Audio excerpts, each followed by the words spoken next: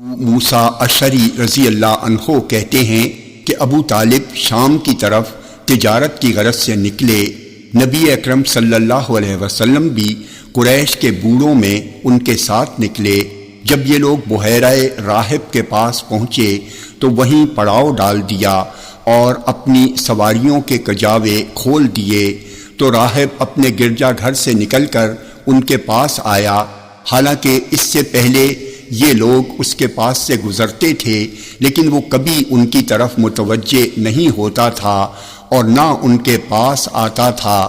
کہتے ہیں تو یہ لوگ اپنی سواریاں ابھی کھول ہی رہے تھے کہ راہب نے ان کے بیچ سے گھستے ہوئے آ کر رسول اللہ صلی اللہ علیہ وسلم کا ہاتھ پکڑ لیا اور بولا، یہ سارے جہان کے سردار ہیں، یہ سارے جہان کے سردار ہیں، یہ سارے جہان کے رب کے رسول ہیں، اللہ انہیں سارے جہان کے لیے رحمت بنا کر بھیجے گا۔ تو اس سے قریش کے بوڑھوں نے پوچھا، تمہیں یہ کیسے معلوم ہوا؟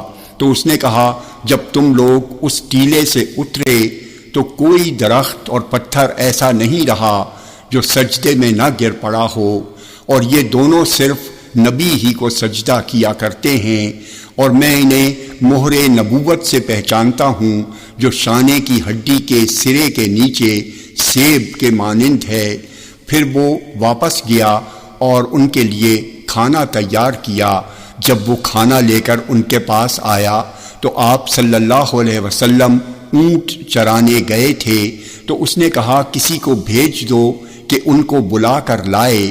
چنانچہ آپ آئے اور ایک بدلی آپ پر سایہ کیے ہوئے تھی۔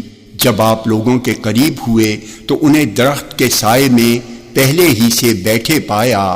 جب آپ بیٹھ گئے تو درخت کا سایہ آپ پر جھک گیا۔ اس پر راہب بول اٹھا، دیکھو درخت کا سایہ آپ پر جھک گیا ہے۔ پھر راہب ان کے سامنے کھڑا رہا اور ان سے قسم دے کر کہہ رہا تھا کہ انہیں روم نہ لے جاؤ، اس لیے کہ روم کے لوگ دیکھتے ہی انہیں ان کے اوصاف سے پہچان لیں گے اور انہیں قتل کر ڈالیں گے۔ پھر وہ مڑا تو دیکھا کہ 7 آدمی ہیں جو روم سے آئے ہوئے ہیں، تو اس نے بڑھ کر ان سب کا استقبال کیا اور پوچھا، آپ لوگ کیوں آئے ہیں؟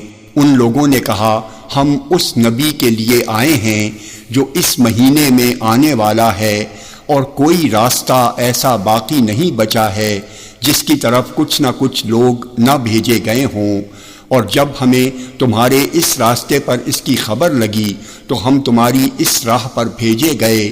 تو اس نے پوچھا، کیا تمہارے پیچھے کوئی اور ہے جو تم سے بہتر ہو؟ ان لوگوں نے کہا، ہمیں تو تمہارے اس راستے پر اس کی خبر لگی تو ہم اس پر ہو لیے۔